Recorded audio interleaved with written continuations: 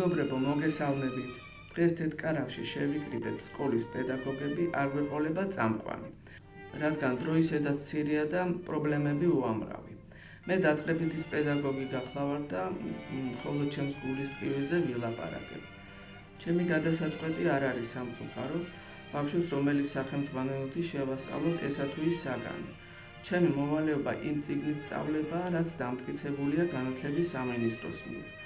მაგრამ გეკითხებით რა გულით უნდა ავუხსნა გაკვეთილი და შევაყარო პატარებს ის, რაც თავად არ მომწონს და ყოველი ტექსტის მიმართ შინაგანი პროტესტი მაქვს. ძალიან ვთქვით მშობლებს, ბებიებს, ბაბუებს, გადახედეთ იმ წიგნებს, რითაც თქვენი შვილები განათლებას იღებდნენ და დაფიქრდით მოგწონთ, ან თუ მოგწონთ რა ნიშნით მოგწონთ. იქნებ ჩვენს გავაგებინოთ. თუ წაიკითხავთ, ბევრი ფიქრი არ დაგჭირდებათ იმაზე, რომ თუნდაც პირველი წიგნი, რომლითაც პატარები მშობლიურ ლიტერატურას უნდა ეზიარონ, ახლოსაც ვერ მივა იაკობ გოგებაშვილის დედაენასთან. მაშინ რა ხდება? რატომ ვცვლით? თუ უკეთეს ვერაფერს ვთავაზობთ პატარებს. დაწყებითი სკოლა ხომ საძირკველია, რაზეც მერე უნდა დაშენდეს ყველაფერი. ძალიან გთხოვთ, ყველა მიფიქრეთ ამაზე, ეს მთელი ერისაზრუნავია და იქნებ გამოსავალი ერთად გამოვნახოთ. ნუ დაუსახიჭრებთ ბუნებას პატარებს. მერე ძალიან გვიან იქნება, ხომ გახსოვთ ყველას ჩვენი ბრძენი წინაპრები, რასაც გვეუბნებოდნენ. თუ საძირკველი დანგრეულია, მაშინ კედლების აშენებისთვის ყოველი შრომა დაკარგულია. მოგესალმებით.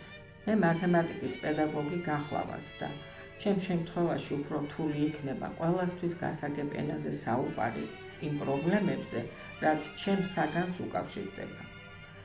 დაწყებითების გარდა ყველა კლასს ვასწავლი და მინდა გითხრათ, რომ ზოგჯერ თავადაც მიჭირს რაღაცეებში გარკვევა. ჩემი დაკვირვებით და სხვა პედაგოგებთანაც მქონია ამაზე საუბარი, გამიზნულად არის შეტანილი უნდოვანება ბევრ საკითხში. და ახლა ვეცდები ახსნა, თუ რას ემსახურება ეს ყველაფერი. ჯერ ერთი, როცა მოსწავლეს უჭირს გაერკვეს ამოცანის შინაარსში და ვერ ხსნის მას დამოუკიდებლად, რამდენიმე შემთხვევის შემდეგ ის კარგავს თვითრწმენას, რომ მას არ აქვს უნარი დამოუკიდებლად დაძლიოს და შეისწავლოს საგანი. აქედან ჩნდება რეპეტიტორის აყვანის აუცილებლობა.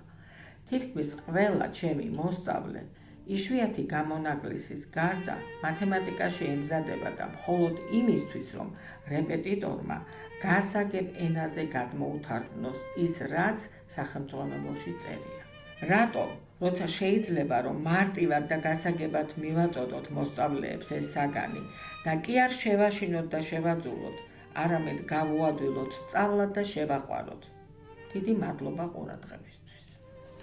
მეგობრებო, მე ინგლისურის პედაგოგი ვარ და რაზეც ნამდვილად ვერ დავიწუწუნებ არის ის, რომ ამ თაობამ აქამდე ყველა თაობაზე უკეთ იცის ინგლისური ენა. ეს ეხება ნებისმიერი ასაკის ბავშვებს, სულ პატარებიდან დაწყებული უფროს კლასელები დამთავრებული. მაგრამ რა ხდება? ჩემთვის უდიდესი და გადაუჭრელი პრობლემაა მათი დამოკიდებულება მობილურების მიმართ. ვერანაირად ვერ ვახერხებ მათი ყურადღების ბოლომდე მიპყრობას. განუწყვეტლივ ტელეფონში არიან თავჩარგულები და საერთოდ ამაზე მეტად არც არაფერი აინტერესებთ. ხან თხოვე, ხან გაუბრაზდი, ხან ჩამოვართვი, მაგრამ ვერაფერს გავხდი.